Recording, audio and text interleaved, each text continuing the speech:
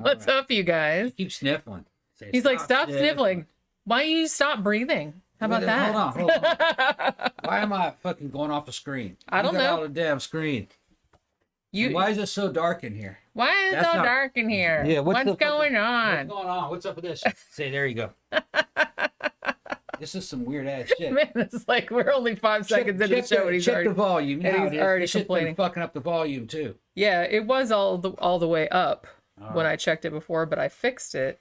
Okay. So hopefully, fucking poltergeists in this shit. I'm telling you right now. I'll check right now. I'm checking. Yeah. Okay, I'm checking right now. See how I'm checking. Check that shit. I'm checking it. I'm checking it. Wait a minute. Device properties. Okay, so there we go. It's fine. It's fine. Right.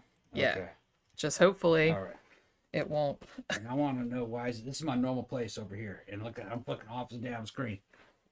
Well, what do you want? Like I said, Feeky comes in here and moves the camera too. That's probably what it is. Because she comes in here and climbs around and bites on things because she likes to chew on metal for whatever reason. Probably what it is. It doesn't make any goddamn sense.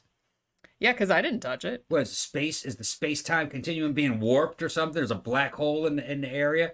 and things are getting closer together. The spaces in which things occupy are getting closer together, moving without movement, that kind of shit. A black hole in this office would explain a lot, actually. Yeah.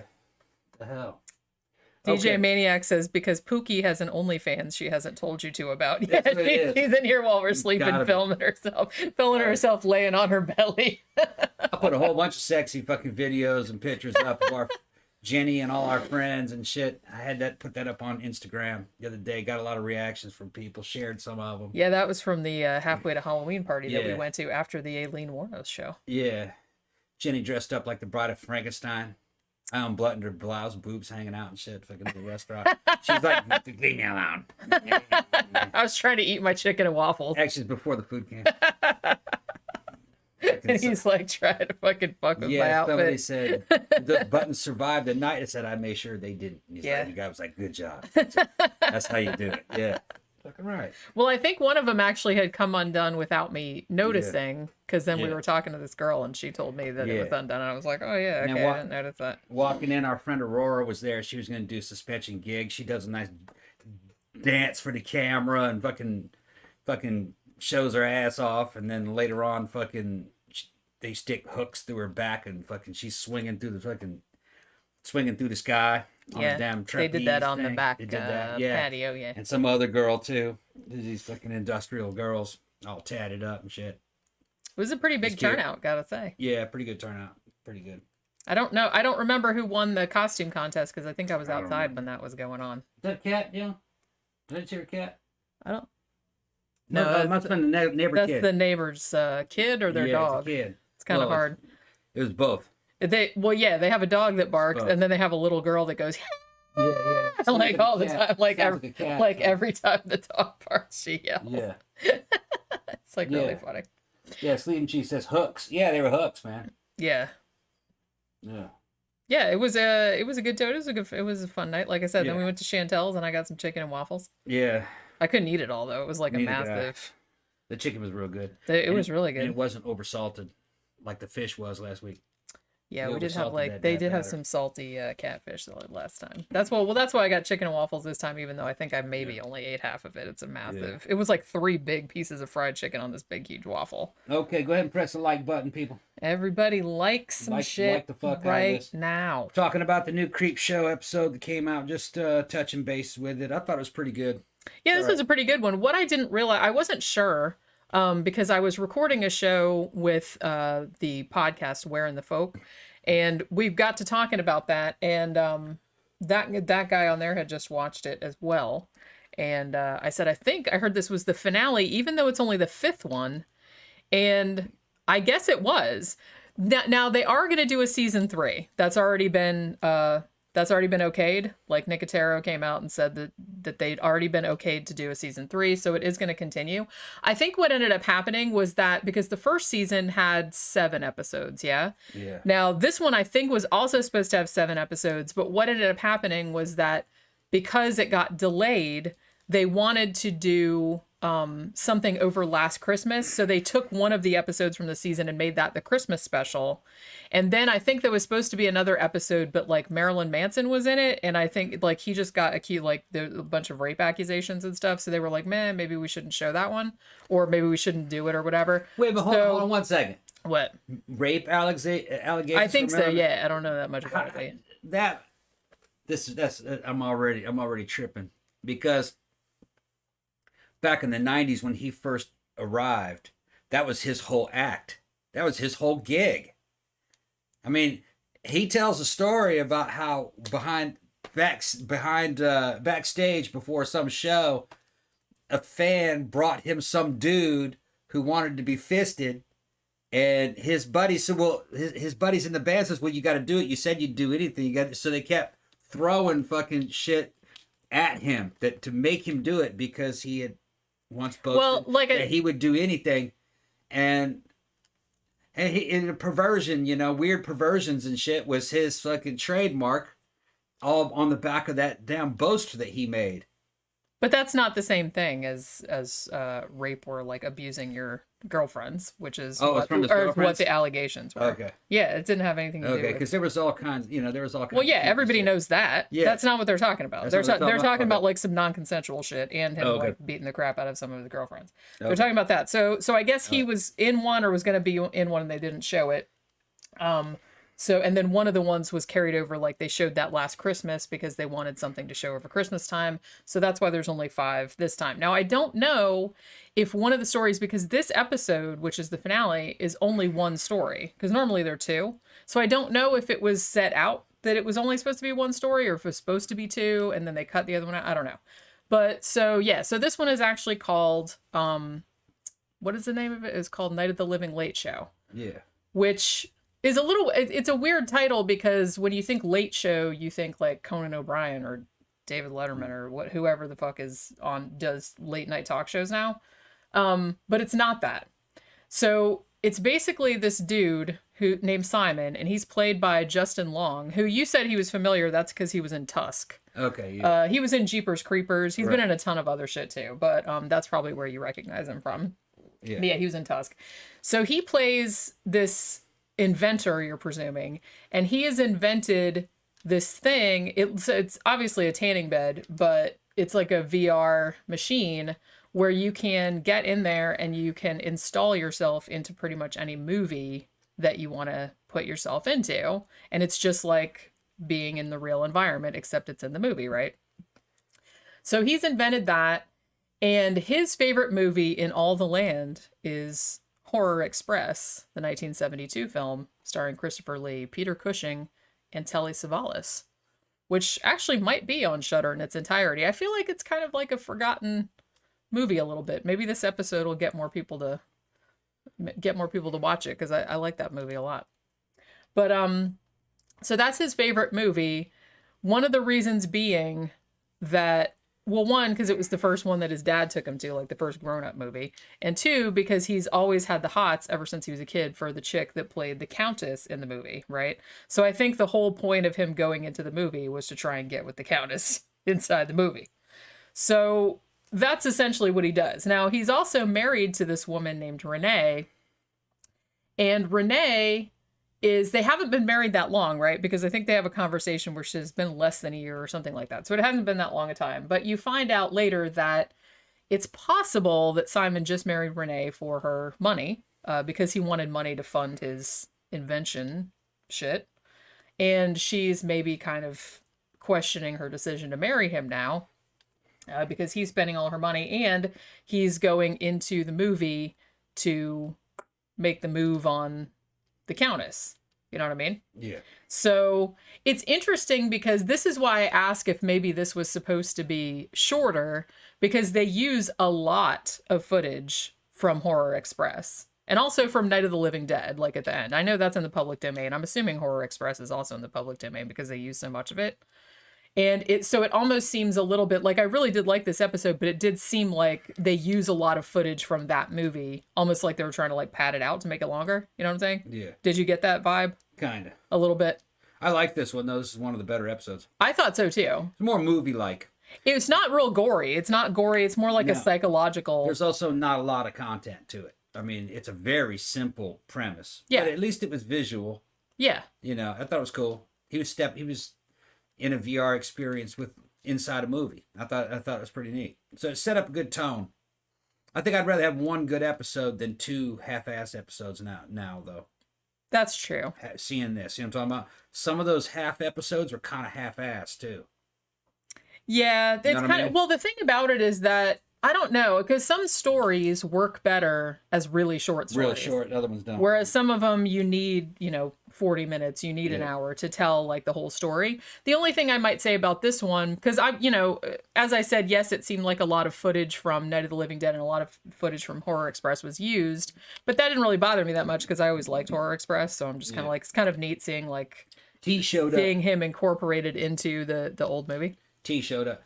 I posted a bunch of videos on my Instagram of me and Jenny fucking around at night at the club and friends of ours and stuff, and Aurora being suspended by hooks. That's good. That was a pretty good one too. Her and her friend. So I don't know. I know you don't. You claim not to have social media, but if you find 13 o'clock on Instagram, it will probably lead to my Instagram too, just Thomas Ross, and I got them all put up there, and you can check them out. Yeah, they're fun. They might be on my. Actually, they're on my Facebook also. Oh, okay. Well, then there you go. Because I had them linked, so they should be up there too. Yeah, it goes. Well, yeah, you said it went to both. They're things. linked, yeah. Right. I'm getting comments on both. Oh, okay. Yeah. The videos of your boobs and shit have been a hit, and videos of fucking Aurora dancing and showing her ass was a hit. Well, obviously. Them girls, that girl's getting comments from my Brazilian friends, and shit. Brazilian bikers and shit, going hell yeah, and ex-army rangers and stuff. Well, there. Ed Dunham from what's his name from A Haunting. He was in one of the episodes from A Haunting. He made a comment. He was like, "Wow, man, fucking you and your crowd, He fucking wants to hang out." Like, well, he lives around here. Yeah. Yeah, we saw him. He was working working up the street. He's one of the dudes that talks a lot of shit but never goes anywhere though. Just stays up in the house. A lot of people do. He's that. like that. Yeah, I got to do that. Oh, yeah. We're gonna hang out. And that dude never comes out. Sit around watching TV, fucking gaining weight. Like I said, he only lives right. He lives right around here. Like not even that. Only like a mile or two from us, right? Yeah. Or he used to. He used to. I don't know where he lives now. Oh, okay. So yeah, that was a while back. Yeah, he's from. He had an episode in like season 1 or 2 of A Haunting, and it was called A Haunting in Daytona, right? No, it was Deltona. Deltona. Well, it was called A Haunting in Florida. A Haunting in Florida, yeah. But it was Deltona, which is between Daytona and Orlando. Yeah, and that's about him. It's a good episode. That's how I met him. I fucking talked to him first online, and then I went down to the hardware store to go get something, and the guy's helping me fucking pick out nuts and bolts and shit to build this fucking Buell motor I was working on at the time. And I turn around and goes, "Dude, you look real familiar." And I go, "You're Ed Dunham." He goes, "Yeah." He goes, "You're from A Haunting." He goes, "Yeah." So I talked to you on the phone and online. So it's you, yeah. So we started talking.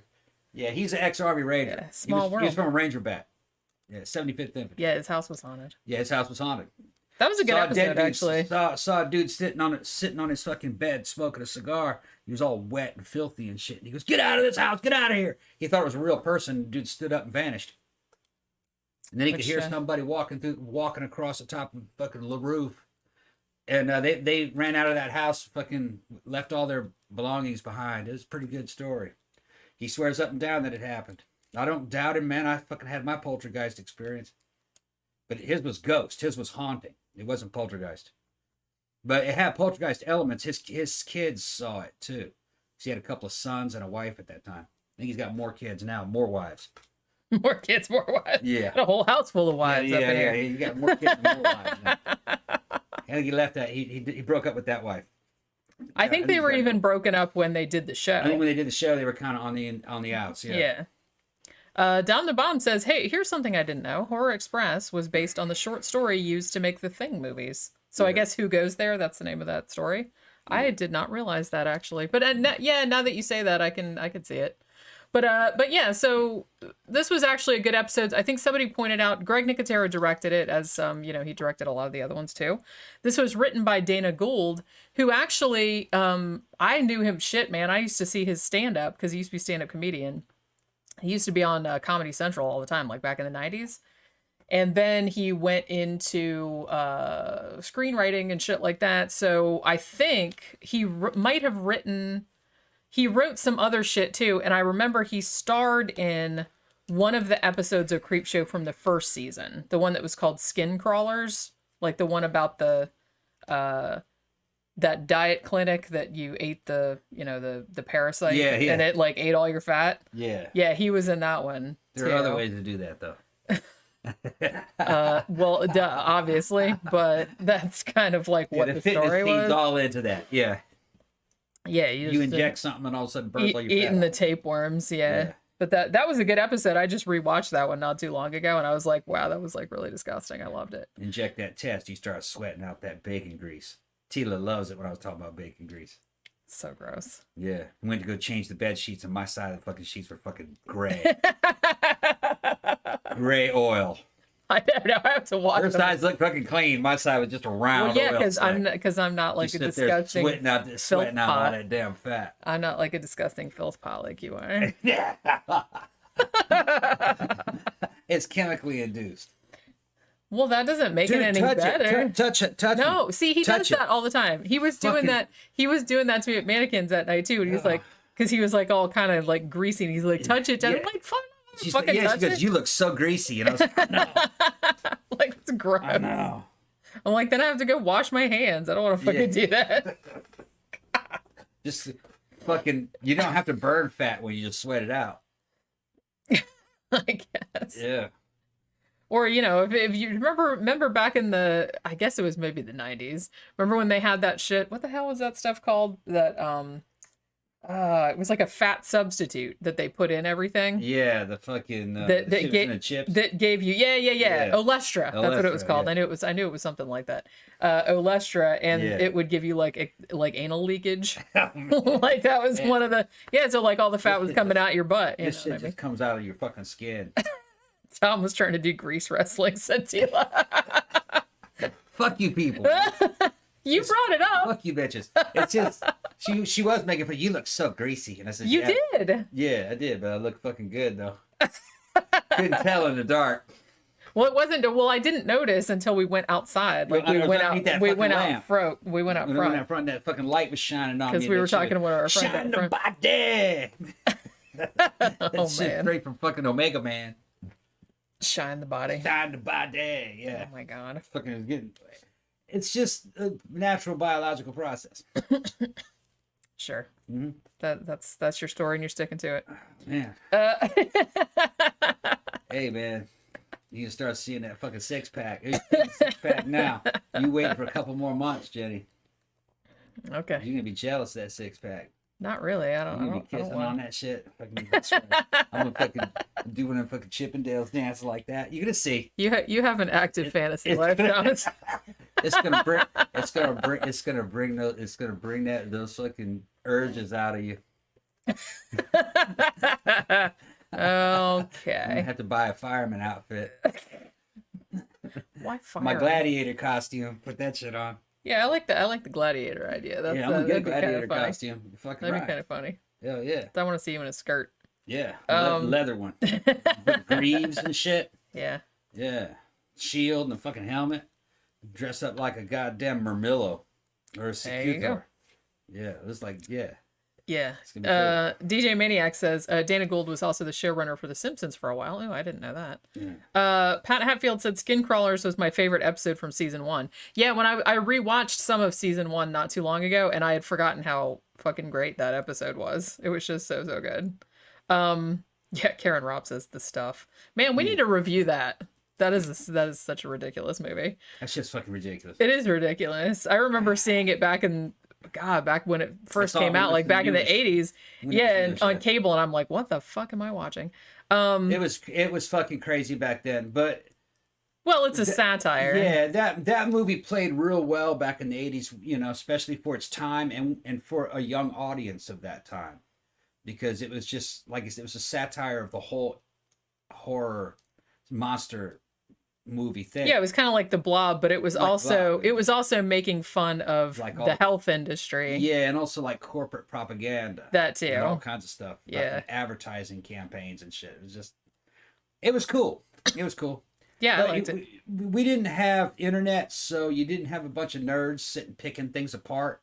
So if something kind of sucked a little bit, you didn't really get negative input. The online community could not turn you against something like they can do it now. So you saw everything you saw was like in isolation, or you saw it with you and your friends. And if your friends liked it, then you liked it. And we did not look too deeply into things. It was just very superficial shit. It all came and went pretty quickly.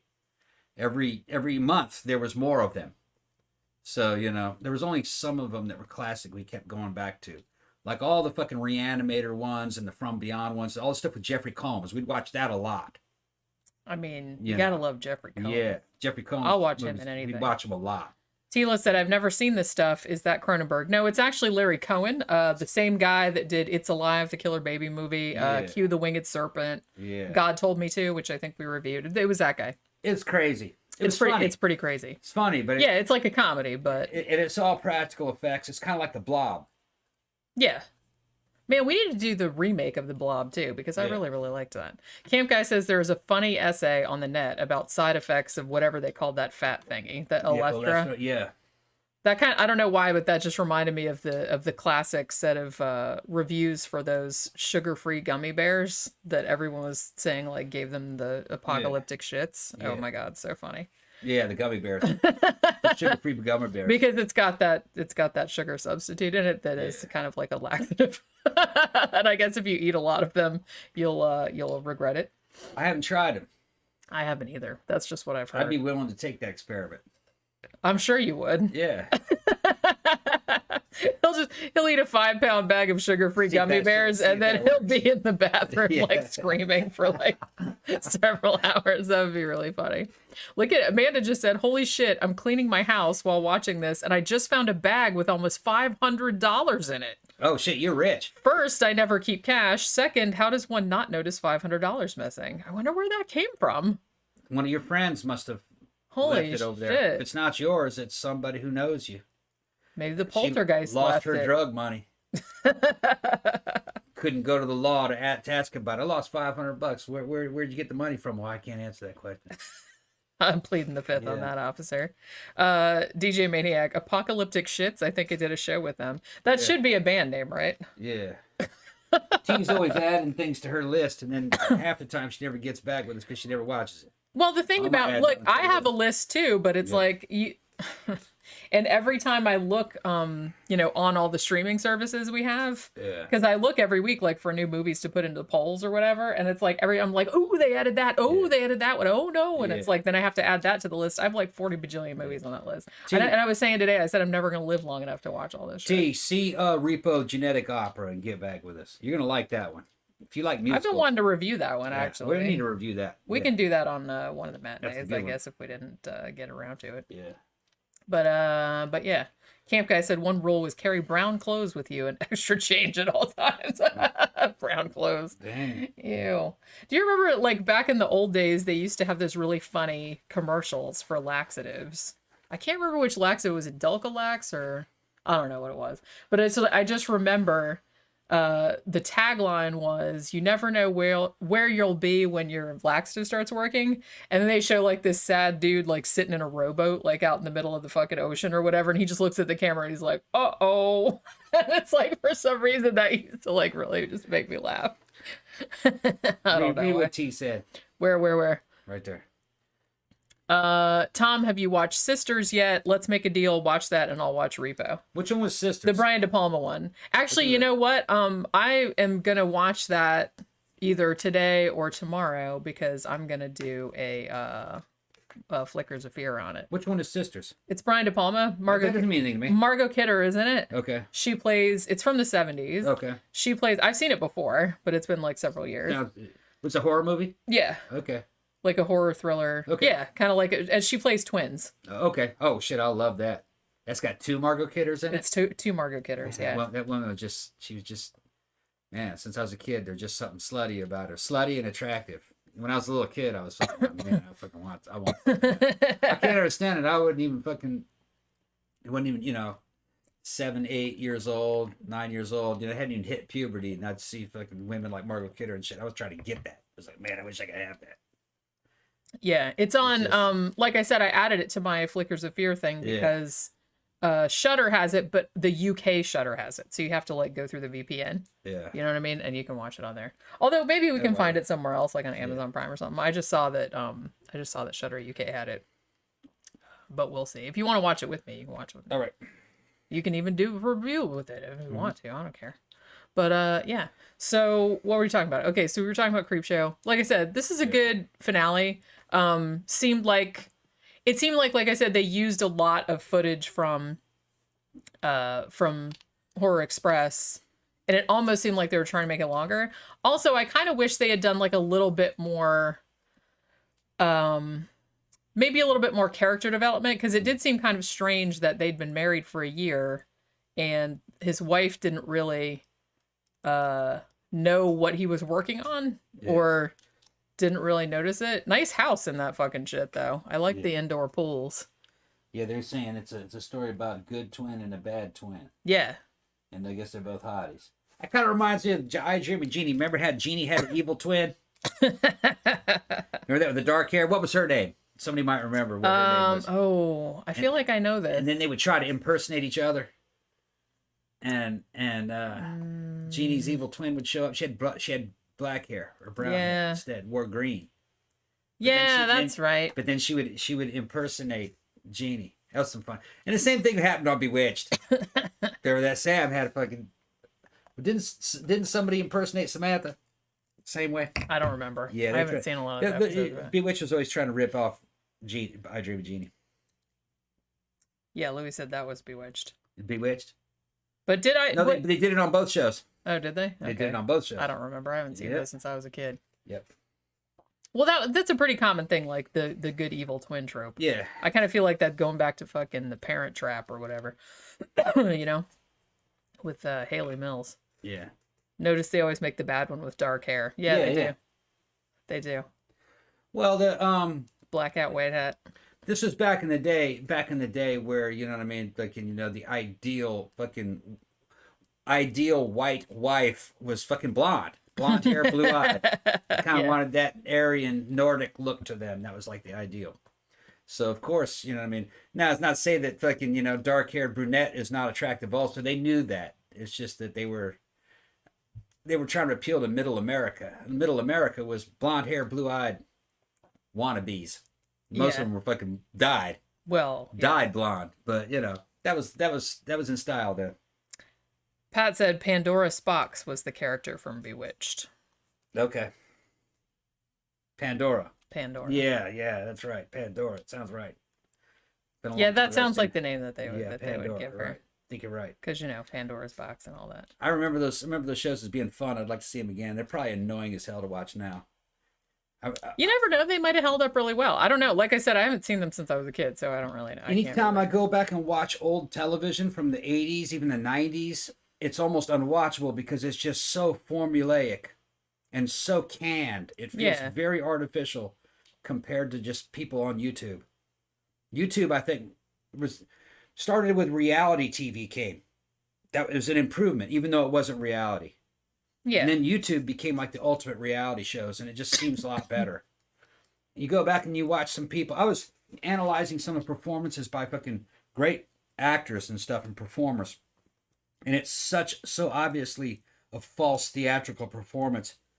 It does kind of get on you. You know what I mean? It seems very artificial and fake. It's almost like you're looking at kabuki. Yeah. Or old opera. Well, acting styles come and go. They come and go, yeah. I mean, obviously, I think the reason why a lot of people can't really hang with really old movies, like from the 20s, 30s, 40s, was because they were still carryover from live theater. Yeah. So everything was just big gestures and big, everything was kind of overdone. Yeah. And then when kind of the 60s and 70s came along, you got more your like cinema verite, like more of a realistic, like people were trying to act like and the original real Star people. Trek started to look really out of date, very quickly. Like, I love old Star Trek, but those acting styles are very out of style. Yeah, you don't see that anymore unless someone's parodying it. Right. I mean, now it seems like an actor is trying to vanish into the role, is trying to be that role. They're not trying to, you know what I mean? What was weird is that Star Trek, the original series, was so different from Star Trek, the movies, with William Shatner and everything. The tone was very different, but they were able to modernize it. It did work. Yeah. You know what I mean? The acting styles were very different. Yeah, Fourth Row Down just said, I've watched reruns of MASH, and the canned laughter is intolerable. Yeah. Yeah, I really wish they hadn't done that, because I really think it kind of ruins the experience. Yeah. I mean, I'm sure somebody out there has taken, like, good shows from the past and taken the laugh track out, I would hope. Yeah. Yeah, like, I would dare you to try to sit through an episode of Three's Company. I bet it's probably unwatchable. I tried to watch an episode of All in the Family and just couldn't. I was like, oh, no, I can't take this. Same thing, laugh tracks and just what we consider to be bad acting and bad writing, kind of. Even though I had fond memories of it, but you go back and watch it, and it's intolerable. Well, everything is very, like you said, formulaic, and everything is obviously, like a setup for a joke. You know what I mean? It's not like organic. It doesn't flow really organically. What aged well were the off-the-cuff game shows. Hollywood Squares from the 70s. Those are still fun. They're still fun. the Liars Club. That's still funny. It's on there. And it's because that was like the beginning of reality TV. They were obviously drunk doing those fucking shows. And they're drinking and shit. They'd cut to some dude and you could see him hiding his glass. And fucking get back to doing the game show and shit. What? I'm back on? All right. Hide his fucking drink glass, put that shit on. Not Jen, shut up. Yeah, it's fucking fun. And then you hear the crowd laughing, the live crowd laughing. Because he hit his fucking drink. This shit was fucking hilarious. Yeah, that's some good shit. Buddy Hackett, drunk off his ass on the Liars Club. Barely able to fucking get out. Barely able to fucking talk. Well, you see, and then they start laughing. That's what it is. It's a gynecological thing. It goes up and they're all laughing. Shit like that, I wonder, did any of them ever vomit on the show? And they had to just discreetly kind of over the side. They record a bunch of them at once and they couldn't stay sober all that time.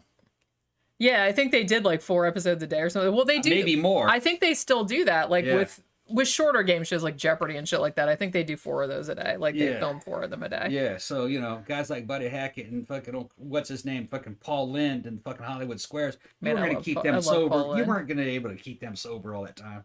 They're like, what? I have to sit here for 6 hours? Yeah, fuck that. Without a drink? Fuck that. Yeah. I know that feeling. That was the 70s, man.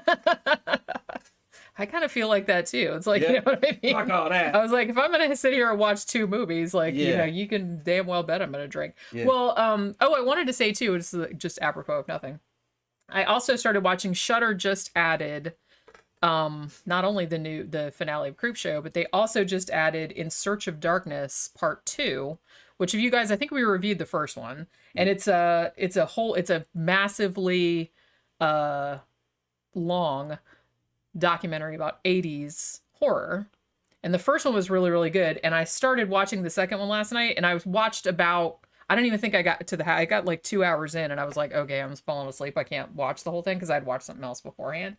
But yeah, I definitely want to watch the rest of that too, because I love that they started talking about lesser known, because this is the second one, they can talk about kind of lesser known movies from the 80s, because I feel like the first one they kind of covered all the big all the big ticket ones and all the trends that were going on in the 80s, and talked about all the special effects and shit. They talked to Tom Savini and whatnot, but this one they can kind of focus a little bit more on lesser known examples of the genres, you know what I mean? So they're talking about they talked about some of Lucio Fulci's stuff, they talked about Inferno, they talked about Dead and Buried, they talked about Evil Speak, for Christ's sake, which we reviewed. So it's cool that Humanoids from the Deep. I think I'm trying to think of some other ones that I was kind of surprised that they covered. Mother's Day. So I think I'm at 83, because it does each year, and then they talk about a selection of movies that came out that year, trends that were going on in that year, and I think I made it up to 1983 or maybe 1984.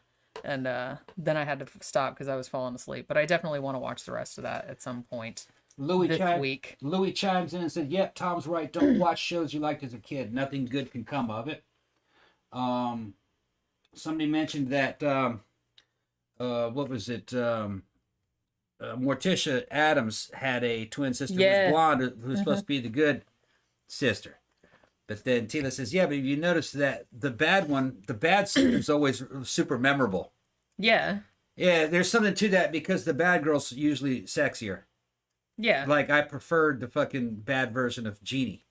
Yeah. She was a lot naughtier. She was kind of a 60s fucking cool chick. You know? She's trying to get in motherfuckers' pants and shit. I like that better.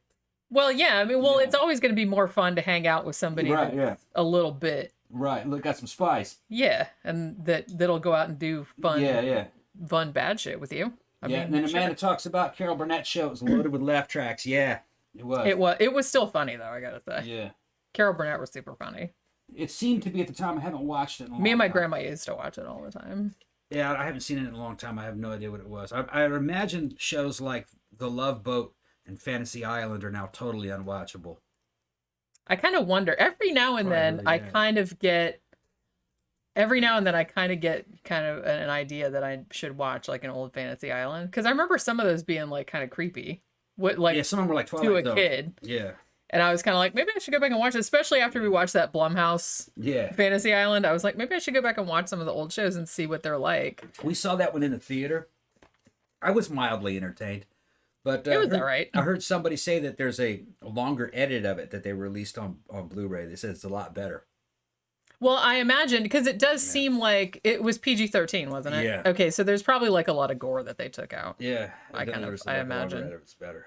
That's kind of what they do. I feel like if Blumhouse, if they have to compromise by releasing a PG-13 into the theater for a wider audience, then later they can also release a Blu-ray that has the longer cut with all the gore on it, and everybody's happy. You know what I mean? Maybe. Louis Hernandez says, "Remember Kit's evil twin, Car?" I don't remember that. I don't remember I didn't watch Night Ride. I saw some of them, but I didn't see the whole. I didn't see the whole run. Yeah. Andy Warhol once appeared on the Love Boat. I vaguely remember that. I'm sure that was probably a pretty surreal episode. Yeah. That dude was so fucking weird. Now I got to YouTube. I'm gonna go fucking check that out now. All right. Yeah, Pat says, who says Love Boat and Fantasy Island were watchable when they were new? They were watchable when you were a kid. Love Boat was pretty insufferable even back then. I liked Fantasy Island. I watched them as a kid when they came out. But I also watched $6 Million Man, and I also watched fucking Bionic Bigfoot and loved it. So we're not saying much, you know what I mean? Fucking Bionic Bigfoot. And it turned out it turned out Bigfoot was bionic. You didn't know that at the time. You just see $6 Million Man confronting Bigfoot. And this is at a time when Sasquatch was like a reality for a kid. Oh, there's a Bigfoot. Because adults talked about it. Yeah. So we were worried about running into it. Even Leonard Nimoy said that there was a Bigfoot on in search of. Shit, we'd go out in the backyard, we'd be in the middle of Long Beach, California, afraid that we might run into Bigfoot. Aw. Well, it's because we saw this bum. And we had this bum that used to fucking walk down Alameda. All the best stories start, and then we saw this bum. Then we saw this bum, yeah. There was this dude that my parents used to call him, and everybody else on the block used to call him the Alameda Wild Man. All right. The Alameda. I don't think I've heard this story. Yeah. Fucking Jackson Street in fucking Carson ended at a place called Alameda Boulevard. And on the other side of the boulevard was a fucking railroad track. Went and it fed all these industries that are probably not there anymore. And this guy will walk down that fucking railroad track, up and down it all day long. And they called him the Alameda Wild Man. He looked just like Bigfoot. Wow. And we didn't know how old he was. He's evidently still alive. And it's still called the Alameda Wild Man. Maybe he is Bigfoot. He was young then. We didn't know he was young. You just couldn't tell under all the hair. Couldn't under that hair and all that dirt. Okay. He was a white dude. All right. But you couldn't tell because he just fucking caked on oil all over his fucking face, like motor oil, with dirt on that, because he was sleeping up on them train tracks. Yeah. All right. And his hair went way up here, and his beard went all the way down to here, and he was wearing just filthy fucking army clothes, and he was a Vietnam veteran. It turned out that's what he was. He had come back from Vietnam and said fuck it and just lived on the damn railroad tracks. And he was on his wearing his army field jacket. My dad talked to him once. He was coherent, but he was just fucking nuts. Yeah. You know? He was Rambo. But we called him the Alameda Wild Man. And he's evidently still alive. That's crazy. So my dad didn't know how old he was, but my mother's friend who lived on that block is still alive. My mother talked to her recently, and she wants, well, this is in the past couple of years, and she told me that the Alameda Wild Man is still alive and walks up and down Alameda Boulevard. So wow, so he's been doing that for that many decades? Yeah, still living down in there. So Damn. He must be in his 70s now, but he's still alive. And sometimes you'd see him with a dog, and sometimes he wouldn't have a dog, and then sometimes he'd have another dog, and sometimes he'd have two dogs. Sometimes the dogs would be on ropes. So he'd make little dog friends and shit. Make little dog friends. Yeah. I don't know if he'd eat them or what, but, he had oh, jeez, don't say that. I don't know what he's doing. He had little dog friends. That was the Alameda Wild Man. If anybody lives out in Carson, you probably can then drop it in the comment section and tell me the last time you saw the Alameda Wild Man. He looked like Bigfoot. Now you need to look that up on YouTube because probably somebody's been like filming him. Yeah, he looked like Bigfoot from $6 Million Man. We saw him, it fucking freaked us out. It's Sasquatch! Yeah, like a Sasquatch. He looked huge to us, we were little kids. Yeah. But he was probably, 5'8". If y'all had been on the ball, you could have made like a little documentary about no, him. so Like pretend like watching him from the bushes, like a fucking David Attenborough or something. Well, we were over there and had forgotten about him. And we were behind something and came around, and there he was, at a close range, walking towards us. All right, so we just screamed and ran across Alameda Boulevard, fucking through the traffic and shit and everything. But no, we used to see him from a distance all the time. Huh. Yeah, so that's my story.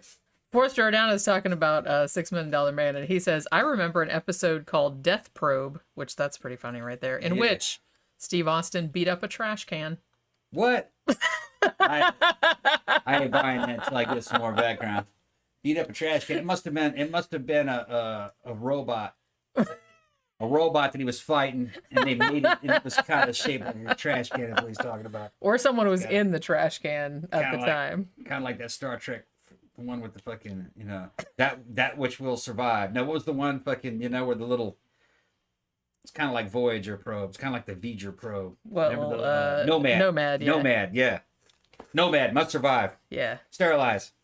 Yeah. Well, I remember that one vividly because Mystery Science Theater did one of their host segments. They parodied that. Yeah. Where they had one that came on the Satellite of Love, and it was called Monad. Monad.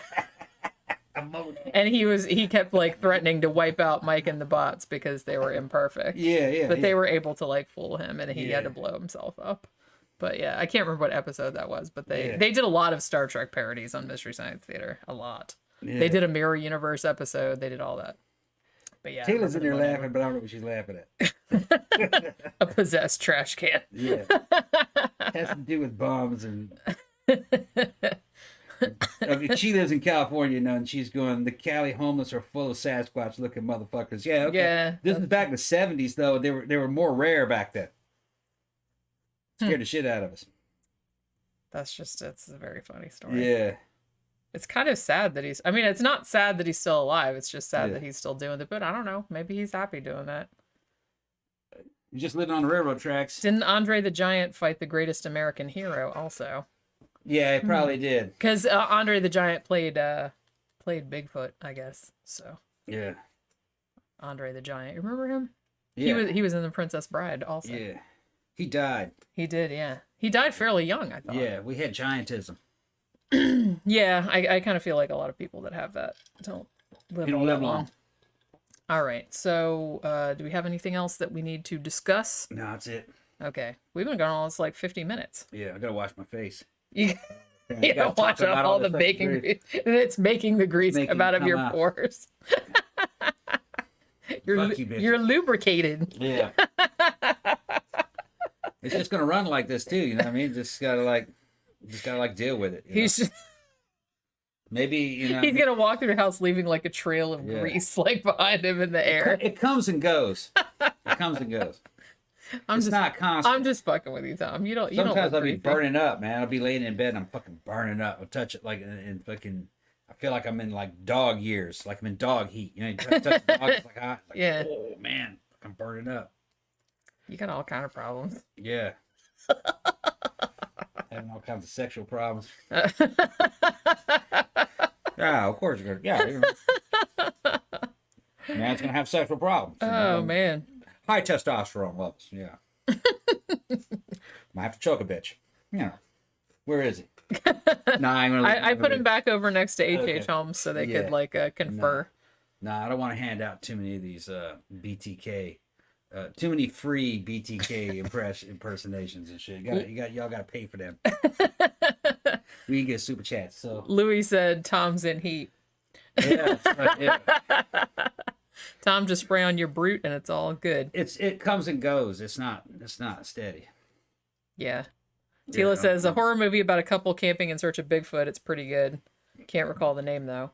Fourth Row Down. Yeah, I think it is Willow Creek. Actually, that is actually a pretty good movie. That's not the only Bigfoot movie, but because they made Boggy Creek, that was the Boggy Creek. I don't know if you know this. I don't know if we mentioned this on another show, but Boggy Creek, the legend of Boggy Creek, they kind of did an investigation to figure out where that came from. It was a story made up a long time ago, probably in the 30s or 30s, and it was made up evidently to keep black people away. That's evidently what it was. We saw that on Dan Bell went up there. Yeah. To Arkansas. Right. And they were talking about the Boggy Creek creature. Yeah. Legend. Ain't that some shit? White people in the 30s would make up a monster story to keep black people away. That's so Scooby-Doo. Yeah. Like racist Scooby-Doo. Yeah.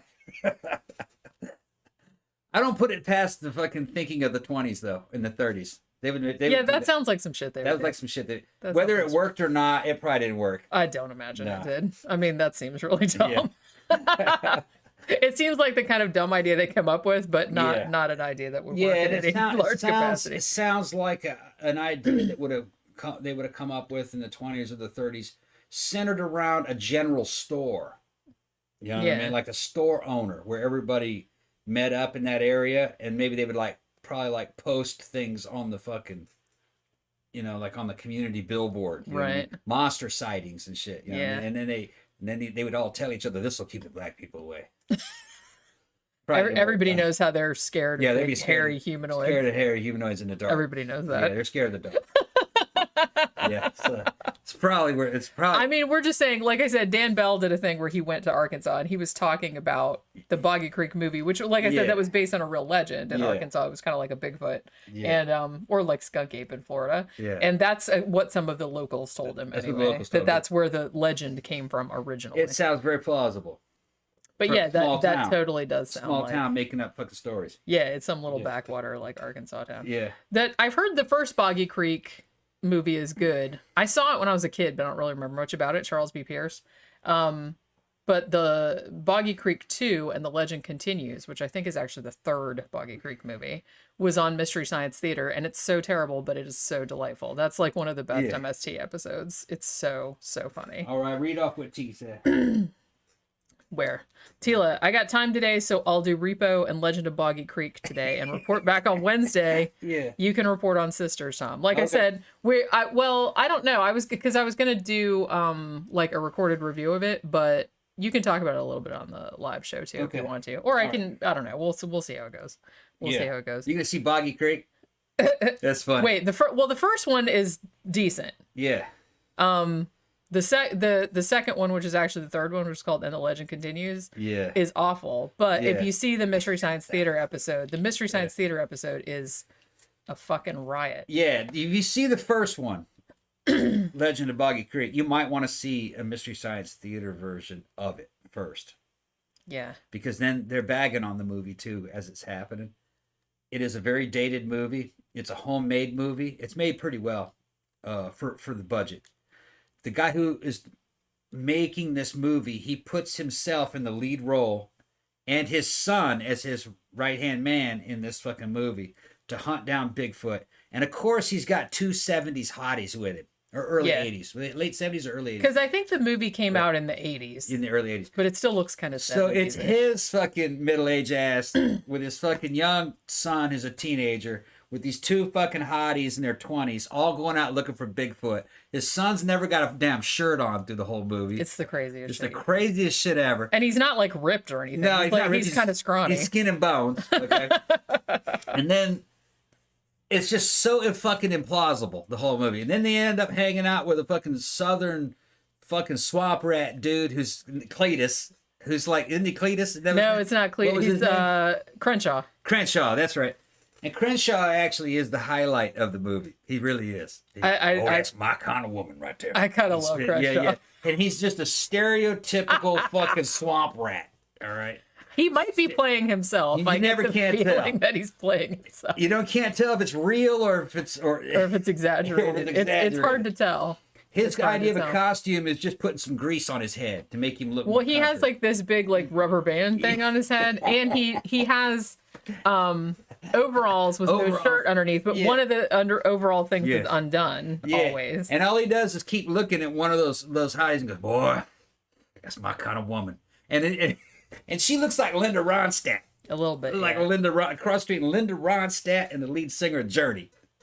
But Crenshaw, he's got the chaw. Yeah. He's got like he's so fucking funny. And there's another thing too, that a couple of times like they tell other local stories about seeing the Boggy Creek creature. And one of the stories is pretty gross because it has to do with this dude that was in the outhouse. Yeah. And then saw the Boggy Creek creature and then like put his leg through the outhouse, and it's like the grossest fucking shit you've ever seen. It's all just like this crass, disgusting, like lowbrow. It's watchable on its own. It is. It's watchable. It's not bad. It's bad. It's bad. It's bad, but it's entertaining. But I think that the MST3K or the Mystery Science Theater version of it, where you got the robots making fun of it at the same time, I think it's even better. That's one of my favorite episodes, actually, because there's just so much. It's pretty funny for them to riff on. It's just it's delightful. It's funny because that we got to talk about Boggy Creek of all things, because the guy that directed it and was in that movie, Charles B. Pierce, he also directed The Town That Dreaded Sundown, which is the movie that we're going to do on the retrospective this week. Good. Yeah, I actually did like that. It was based on The Phantom Killer. Yeah. And actually, you know what? They did a remake of that in the early to mid 2000s, I think, and that actually wasn't bad either. Yeah. I might rewatch that too for the review. But in reality, there was a legend of Boggy Creek. There was. Yeah. And it was kind of a Sasquatch legend. And that's what this movie is about. A man trying to investigate and get down to the bottom of it. Sasquatch. But in reality, the real legend most likely was made up by the townspeople to keep black people out of the town. That's what they said. I mean, of all the things to come up with, make up a monster, make up Bigfoot. Like I said, it's so Scooby-Doo. And they didn't even have Scooby-Doo back then. Yeah. Crazy. It's like the stupidest thing I've ever heard of. Well, no, I don't want to say that because I've heard of some pretty stupid things. But it's up there. That's Oklahoma. No, it's Arkansas. Arkansas. It's Arkansas. That's something they would make up in Arkansas. Oklahoma, Arkansas. What's the difference?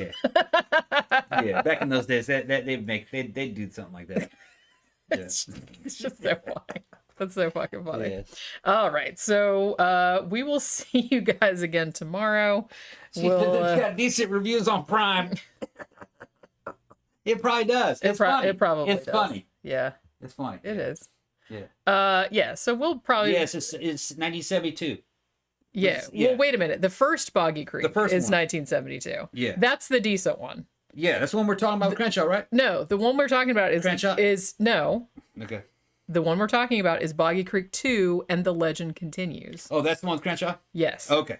And it's actually the third Boggy Creek movie because they made a second one and I think it didn't go anywhere. Okay. So they said, we're going to make another. We have to correct that, T. The 1972 one was the first one. That's not the one. That's a good one. That one's pretty good. Yeah. The one we're talking about with Crenshaw and all the crazy shit was the third one. Except it's called 2. But it's called Boggy 2. Creek 2. Yeah. That's probably like 78 or something like that. It's either you know what? It might be early 80s. Maybe early 80s. Right. I'm not. It's hard to say. I think that one. I think it's early 80s because I kind of feel like she had like the lover boy kind of shit. Yeah, going had lover on. boy. Out of the two, I'd pick Boggy Creek: The Legend Continues. I'd pick that one to watch. just because it's more bizarre. But the MST version. The MST version, because it's just more bizarre. It's more bizarre. I mean, the MST version is way better. I thought that was the first one, but no. I remember the first. The first one was when they were in those tents, right? And he set up the damn fucking motion detectors. No, that was the third one. Okay. No, yeah, that was the same one that Which one was the first one? You might not have even seen the first one. Maybe I didn't see the first one. You just, because you keep saying, well, wasn't it that one? It's like, that's the same movie we've been talking about. Okay. All right. So I guess I never seen the first one. Maybe not. I saw it a long time ago and I remember it being pretty good. Tila said, okay, I added 1 and 2 to the watch list. I'm going to watch both. I have a feeling I'm going to need a strong drink for viewing purposes. Yeah. Yes, I would recommend that. Yeah, but I'd actually rather watch Repo Genetic Opera than fucking part 1. I don't think they were they sequential? I think they were standalones. Yeah, I think they were too. Because I think they kind of covered a lot of the same ground. Yeah, it was almost like they were, I think part two and 3 were remakes of part 1. I don't even think I saw the actual second one. Right. Because because Louis said wasn't one called Boggy Creek: The Return. That might have been the second one that didn't go anywhere. I haven't seen that one. Because like I said, Boggy Creek 2 and The Legend Continues, I think is actually the third one. They weren't real movies. The dude that stars in these directed them and produced them, made them for a local audience. Yeah, for other Arkansas people. Other people in Arkansas. All right. He was happy to get it to play in like 4 or 5 theaters. They weren't bad, but he was trying to show those California boys over in Hollywood that that Arkansas could make movies. All right.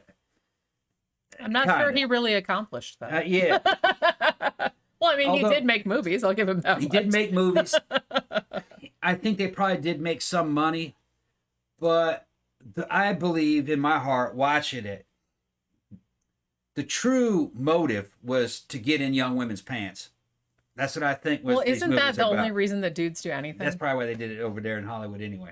I mean, to get in people's pants, because I'm watching. And I'm like, why would this dude spend his money on this? And then you see the girls he's working with. And he goes, "Yeah, he's cracking that. He's cracking us." Or attempting to crack.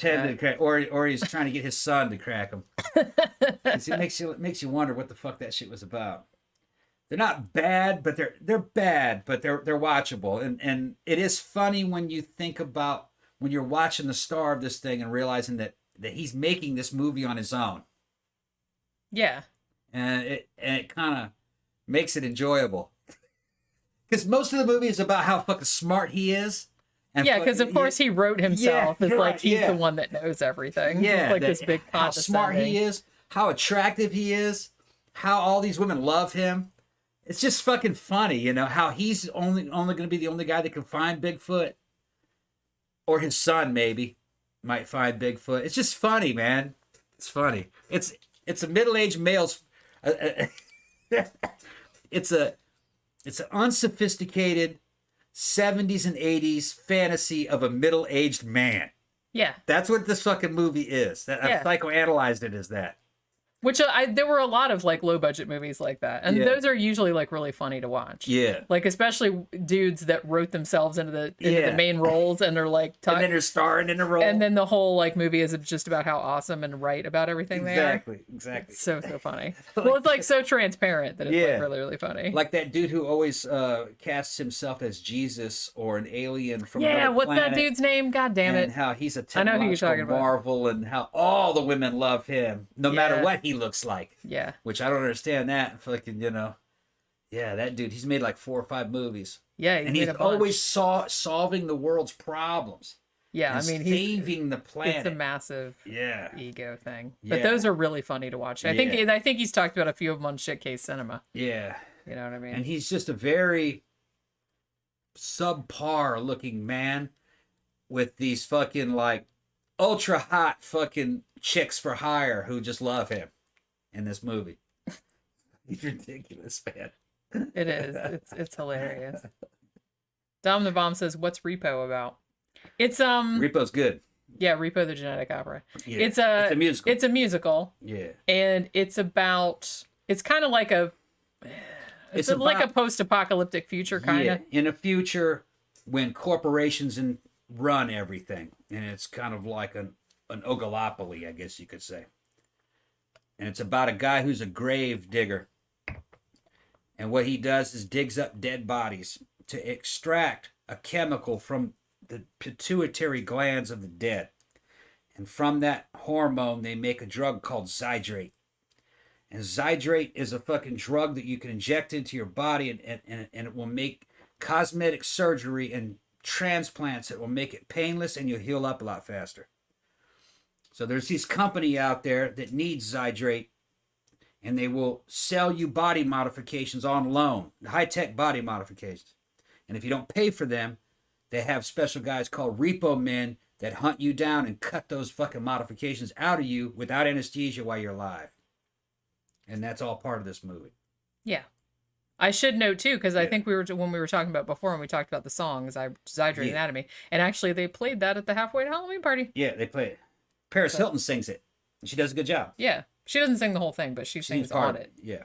But yeah, they actually did play that. But if you go on YouTube, just search Zydrate Anatomy. It's a song, and you can listen to it, and that'll give you a sneak peek into what that movie's about. That's a good song. Yeah, that's a good flick as well. I like it better than what do you call it? Rocky Horror. I like it better than Rocky Horror. It's more modern, and it's more gothic industrial. It's got it's a lot newer. Newer, not better music. It's newer music. Real good visuals. It's real gothed out. Got all different kinds of like gothic imagery, fucking cyber goth and fucking retro, fucking kind of Victorian style stuff. And then there's medical themes and grave robbing themes where there's kind of almost like medieval looking people in it. It's pretty neat. Yeah, it's dead bodies. It's pretty fun. It's a horror movie. Yeah, kind of. It's a horror musical. You're right. Sure. All right. So I guess we've been going for over an hour. So we'll wrap it up for today, and we'll be back tomorrow, probably talking about another movie. I haven't decided which one yet, but we'll figure it out when we get to it. But as always, thanks for dropping by. Have a good rest of your weekend, and we will see you tomorrow. Bye.